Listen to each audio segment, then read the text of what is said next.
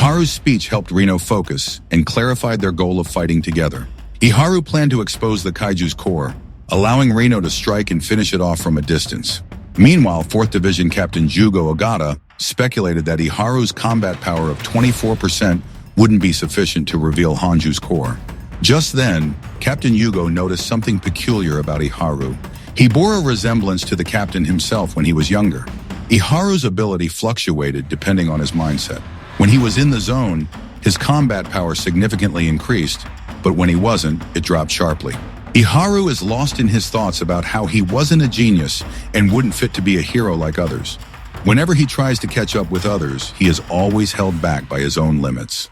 But even so, Iharu isn't giving up. He tries to break his limit and go beyond. Back to Iharu's fight with Hunju, Iharu manages to create an opening, and Reno lands the finishing hit. The moment reminds the captain of Kikoru's mother, and he wonders if he would have stopped her from wearing a numbered weapon if he had known how her future would unfold. As the defense team announces that Hanju has been defeated, Iharu and Reno celebrate their victory, joined by the other defense force members. After the mission concludes, the defense team escorts the injured, while Captain Jugo expresses regret for not being able to be with Hikari Shinomiya. He eventually stops crying and contacts Reno, informing him that he has passed the test and entrusts him with a part of the responsibility for defending the country's future.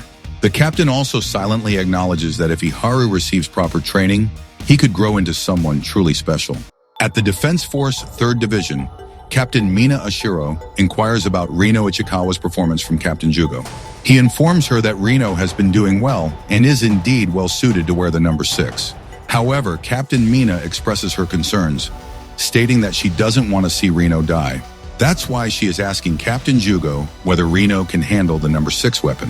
Captain Jugo reassures her not to worry, promising that he will make both Reno and Iharu even stronger than she can imagine, as it is his destiny.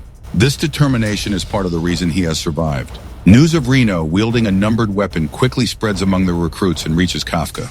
Concerned for Reno, Kafka is reminded by Kikoru that as a fellow Defense Force soldier, Reno should not be underestimated. She tells Kafka that their job isn't about worrying. Instead, they should focus on their goals.